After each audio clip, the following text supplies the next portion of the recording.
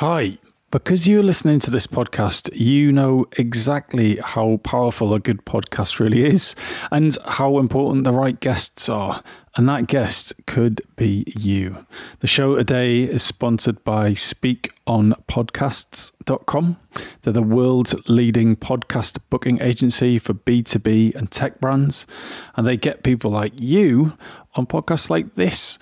Find out exactly how good they are by going to speakonpodcasts.com/leader. Fill in the form and they'll send you 3 podcasts that you should be on. Fuel your brand on podcasts. speakonpodcasts.com/leader.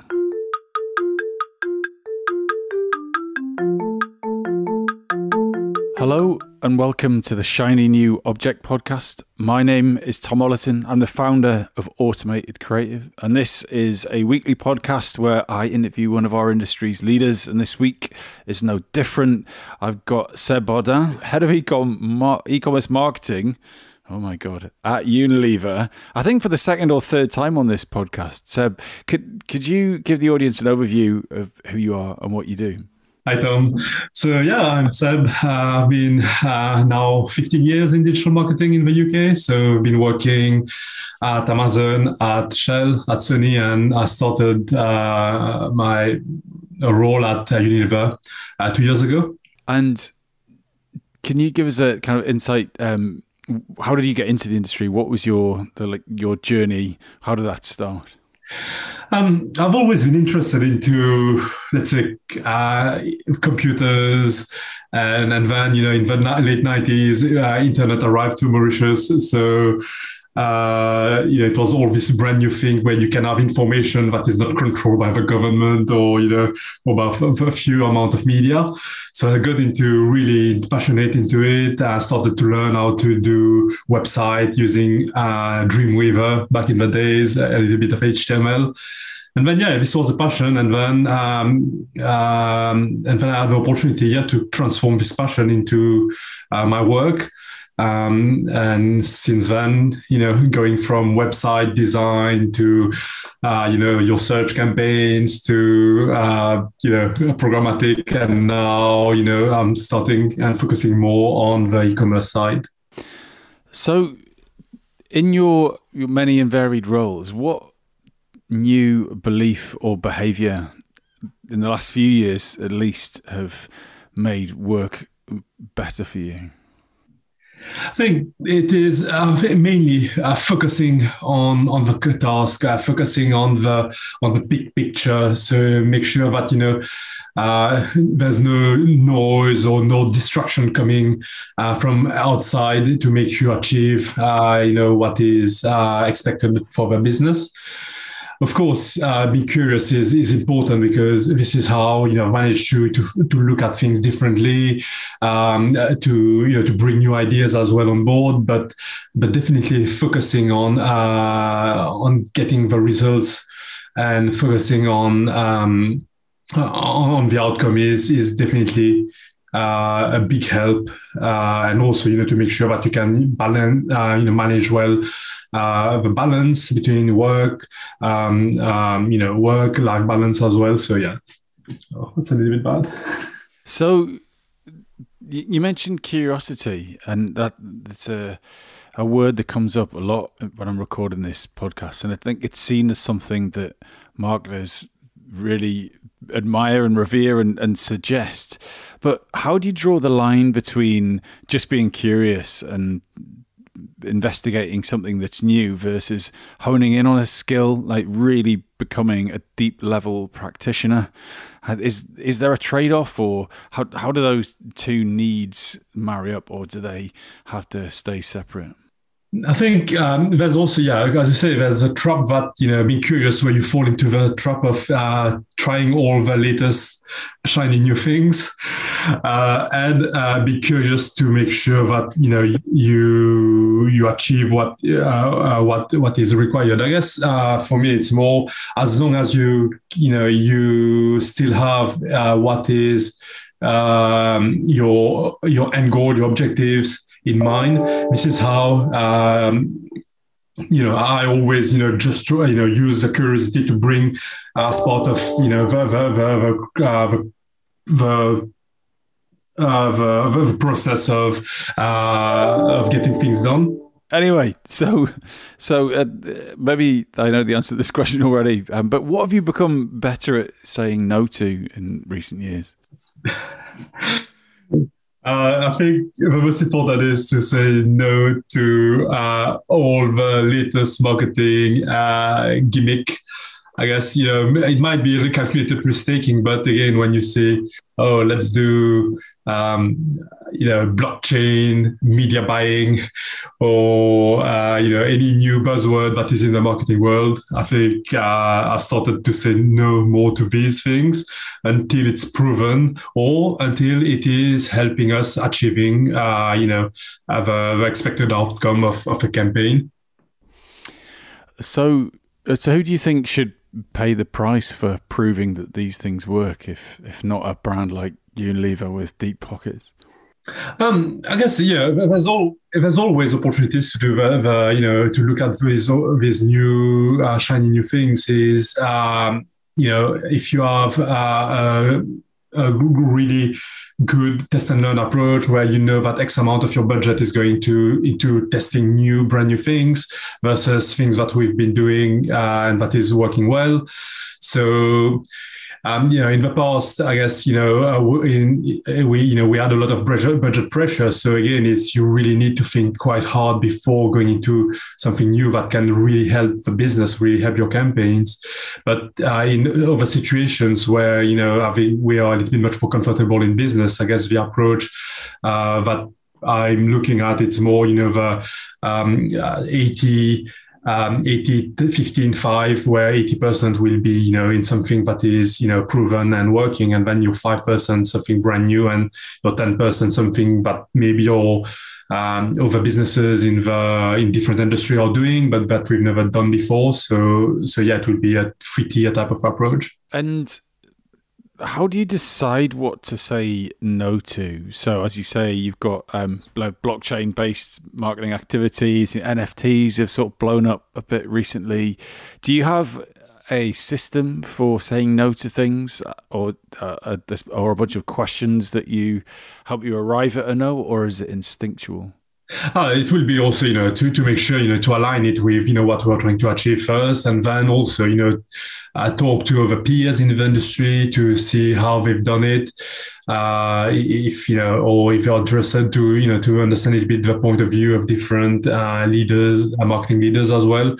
So yeah, it's it won't be just a no for the sake of saying no, but definitely I will make sure that it's informed against objective and against industry point of view as well.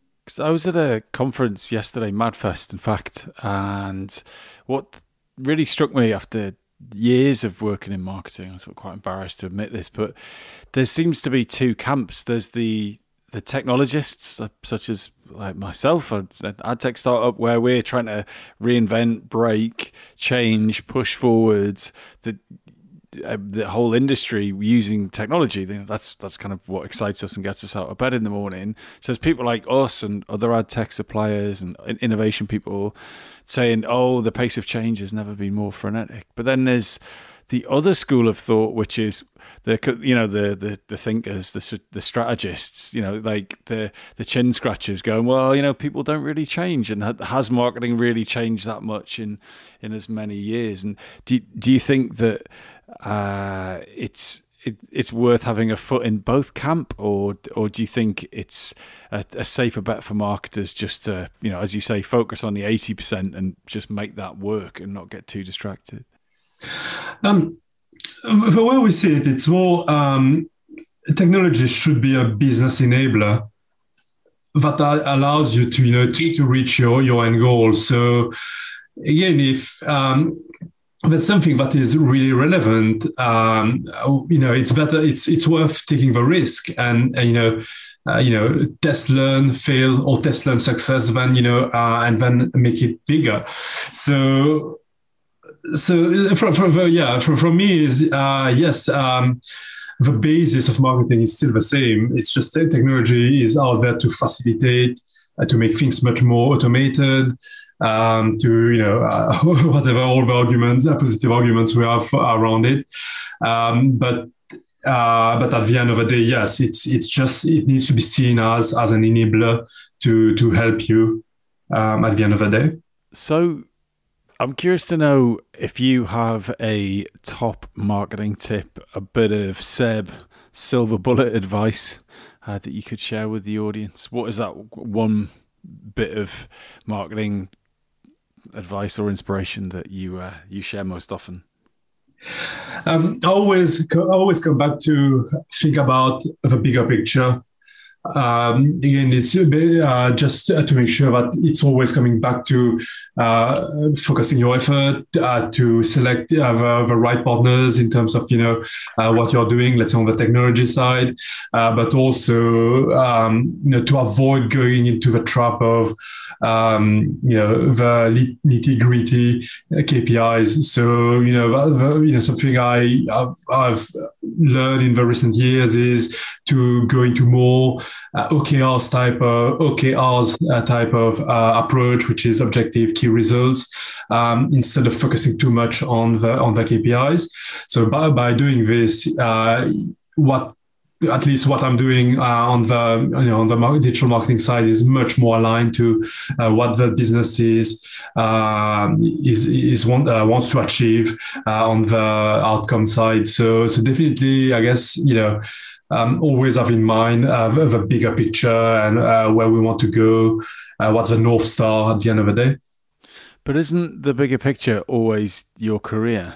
Yes, there's the career, but also, at the end of the day, the success of your campaign, the success that will translate into the success of sales is also part of, something, not necessarily career related or remuneration related, but also proud of.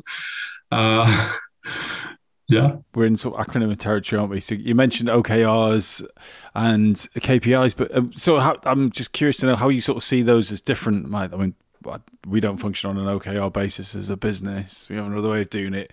But isn't an OKR just a KPI? Like that's the R is the indicator, right? The key performance indicator. I think. How do you see those two things as being different in the way that you work? I guess the issue with KPIs, especially when it comes to digital, you can go into this trap of click-through rate, landing on page, you name it, engagement rate, whatsoever, and then I have all these data sets and try to analyze, optimize the campaign, and so on. So of course, KPIs is important when let's say you're optimizing your digital campaigns, but the way we can get things done, especially with OKR side, is it really help when you need let's say support from senior management to get additional budget. So at the end of the day, it's really focusing on one or two key results that you're trying to achieve, rather than going into can I get 20 extra grand because I want to reach X amount of ROAS. Yeah, on an e-commerce side, is it the right thing to do, or is it can I get X amount because I'm going to reach to get X amount of sales? I think for me is it's really it's really a way to be focused on on the main key results. Yeah.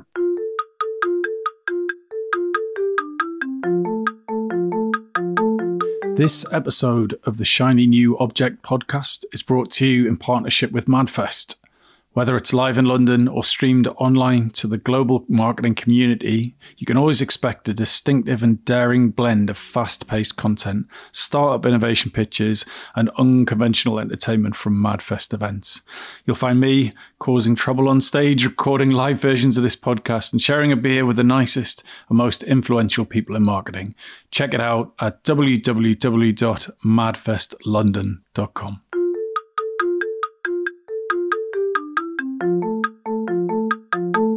So we are at the halfway stage now. So we're going to talk about your shiny new object, which is D2C or direct to consumer, as it's also known. We're killing ourselves with three-letter acronyms today, aren't we? So D2C, Seb, what is it to you? What is it to Unilever? And help the audience understand a little bit more about direct to consumer and what it means today.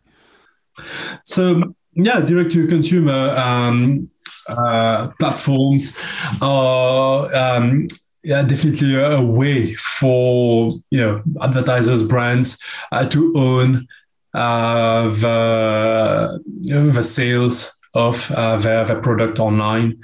So, the concept is not a new concept. I guess, it was definitely a sort of acceleration during the pandemic. Not only that, more and more businesses, established brands are going into that space. But also, I've seen quite a lot of new innovations out there. Especially around the pandemic, of people starting to sell products online. And this was also thanks to the simplification of listing your product online with tools such as Shopify that just accelerated this. Just looking at during the pandemic, I've got one of my neighbor who is a good he really cooks nice cakes, and then decided to sell his cakes online. So everyone now can just sell their product online without having to rely on marketplace like eBay or marketplace from Amazon and so on. So it's definitely for me the big shiny new object out there. And so the interesting thing that we're seeing as our clients move into direct to consumer is that you have people who have historically been brand people, brand managers, marketing directors who have operated mostly it's certainly in FMCG in a kind of top of funnel, mid funnel space. But now with the pandemic and the rise, as you say, the ease of getting into e-com or D2C, that we're finding people with traditional marketing skill sets having to operate in a bottom of funnel place.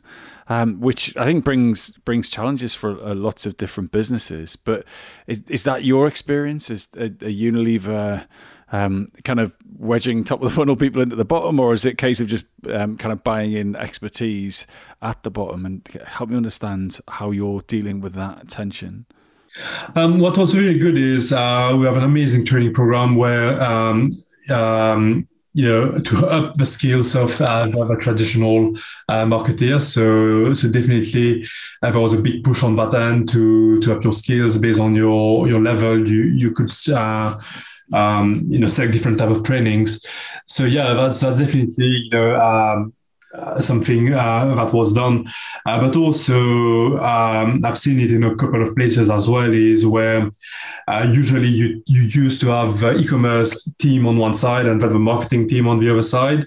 In some cases, or in some cases, not always talking to each other.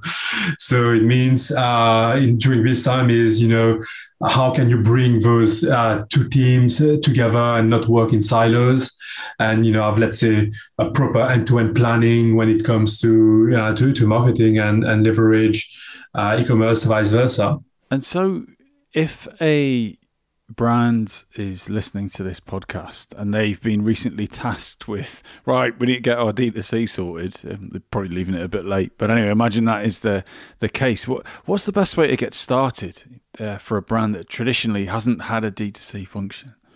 I think there will be a few elements as well as part of this. Yeah, there's the technological capability, which platform to choose, well, in terms of ease of going fast to the market. Skills wise, do we have to bring external external accounts, or upskill what we have in house? And at the end of the day, is also to be set up for success, because even we looked at the big players like Amazon and so on is making money out of it. It's not something that will happen. Well, just quite after quite quickly. So I guess it's about having a long-term vision in or where to drive the DTC. So it's not just a one-off. So we are ready to lose. To lose money in the start, especially with all the different costs that is required, and then when are we starting to become profitable as well on it? So. And again, in some previous gigs, there was some decision just to stop DTC because it was less than 10% of overall sales, for instance. So again, the traditional retailers are still there. So it's about making sure how to be profitable in DTC as well. Yeah.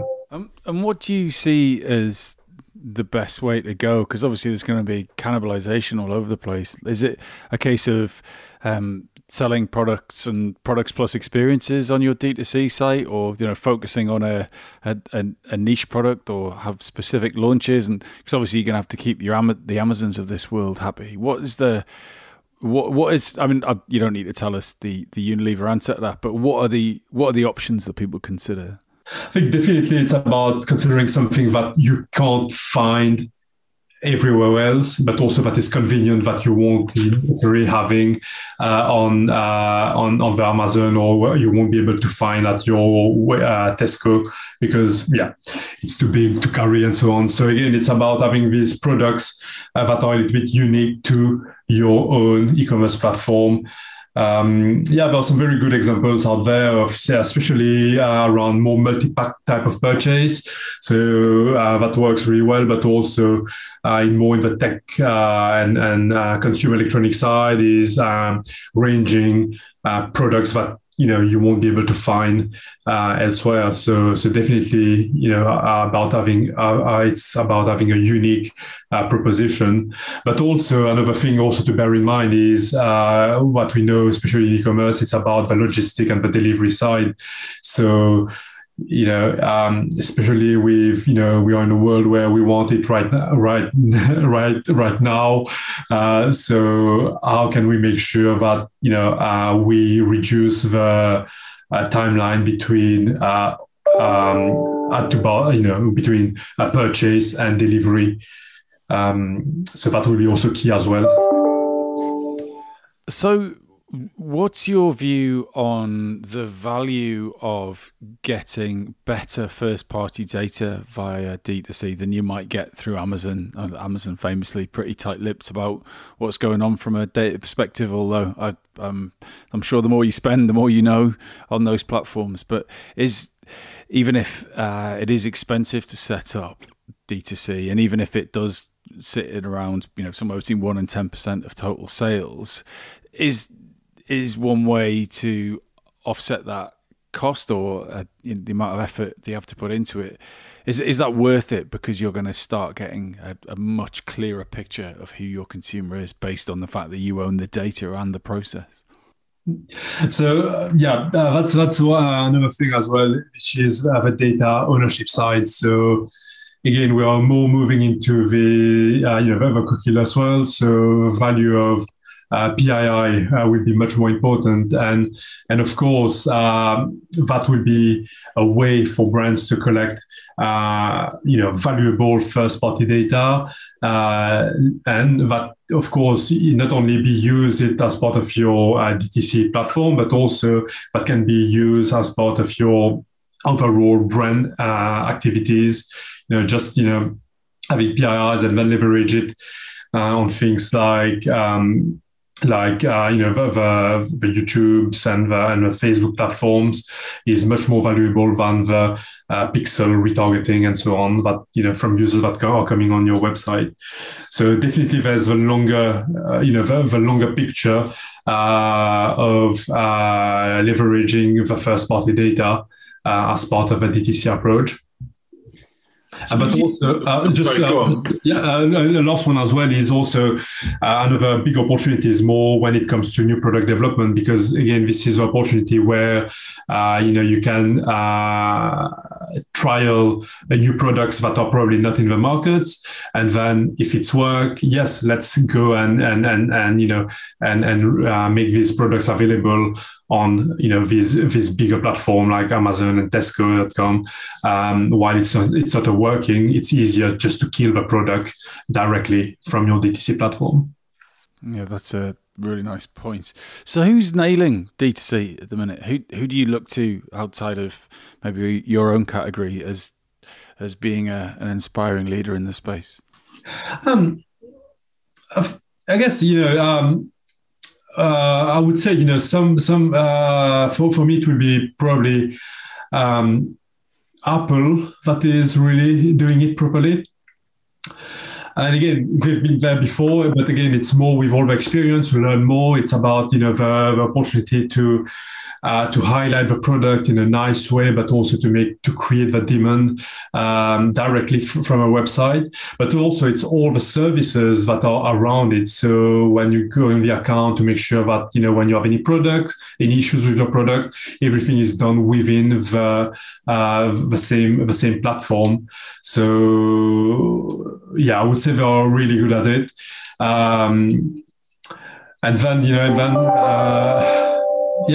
in terms of they're offering the end-to-end service as well in terms of delivery, the opportunity that you are able to track your product where it is, which now becomes kind of standard within that space.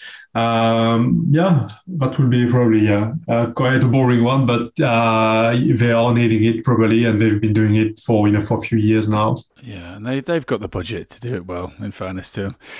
So in terms of your own work at Unilever, what in the world of D2C and e-com, what are you most proud of? I think I'm really proud of the way we've been using the first-party data that we have been collecting via our brand.com, via our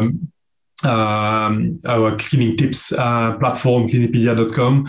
So yeah, it is really proud of the opportunity that we've managed to use this first-party data, and again, moving forward into the cookieless world. So how can we also leverage this, in different ways? That has been quite a big highlight. That was also adopted by different markets, and also and now we are doing it more and more on the e-commerce side. Yeah. So we're coming up on time now, unfortunately. If someone wanted to get in touch with you to discuss innovations in D2C, but nothing too innovative, that could help you with your 80-15-5 split, how would you like them to get in touch with you? LinkedIn is always the best tool to do it. So I think the reason why is, again, when you get, for me, it's about the visibility on LinkedIn. So who are the common contact. So if you need any referral, it's easy to ask. But also, I think it's a really great platform to learn more about the organization, about highlighting the nice work that these potential partners are doing. And what makes really good outreach to Seb on LinkedIn? What you go in that? A good outreach. I don't like to see my inbox with unread messages, so I will always go make sure that everything is read and replied. Well, that is quite the offer. Seb, thank you so much for your time. That's all right. Thanks, Tom.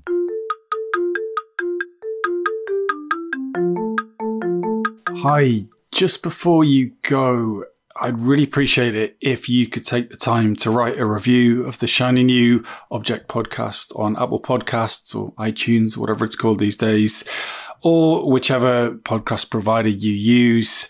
We're an indie podcast, so it would go a long way for us if you could just share the word and give us a bit of a support on those channels. That'd just be fantastic. If you haven't got time, that's also cool. And yeah, if you could tell your colleagues about the podcast, and also, if possible, don't forget to subscribe. And I'd love to hear your feedback. If you'd like to speak on the podcast or be a guest, or you think I'm asking the wrong questions, anything, I'd be super interested to hear what you think. So please email me at tom@automatedcreative.net. That's TOM at, I'm not going to bother spelling it. Anyway, you'll work it out. Thanks so much.